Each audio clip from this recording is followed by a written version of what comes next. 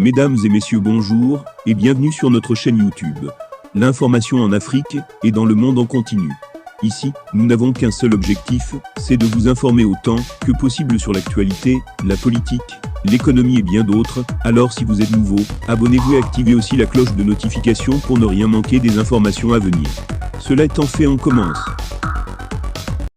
Et bien les amis, toujours du côté du Mali, la situation sociopolitique avec son voisin, la Côte d'Ivoire, ne semble pas s'arranger. En effet les amis, le président de la transition malienne, son excellence Assimi Goïta, avait procédé à la libération de 3 détenus parmi les 49 qui avaient débarqué à l'aéroport Modibo Keïta avec pour objectif de déstabiliser le gouvernement malien. En effet les amis, il reste 46 soldats sur le sol malien enfermés ou alors on peut dire kidnappés. En effet les amis, le président de la transition malienne a revendiqué quelques requêtes à l'encontre de son homologue ivoirien, son excellence Alassane Ouattara, pour que ceux-ci puissent s'entendre et libérer les 46 soldats. Voici les requêtes que le président de la transition avait demandées.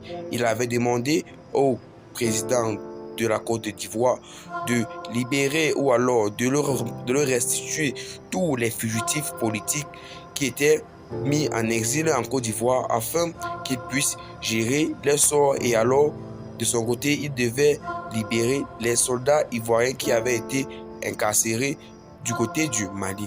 Mais cela n'a pas été fait dans les règles de l'art car le président Alassane Ouattara a décidé de ne pas accepter cette requête.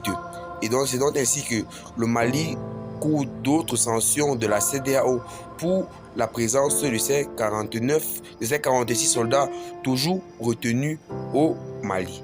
C'est donc ainsi que le président de la transition malienne, son excellence Assimi Goïta, est de plus en plus strict et ne semble pas vouloir changer d'initiative, car vous le savez tous très bien que depuis son adhésion au pouvoir, le Mali est devenu un pays institutionnel très rigoureux qui ne blague plus avec n'importe quoi.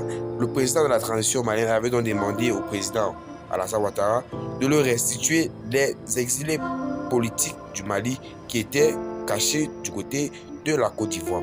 Eh bien les amis, laissez en commentaire ce que vous pensez de cette situation et surtout n'oubliez pas de vous abonner à la chaîne si ce n'est pas encore fait et de partager la vidéo.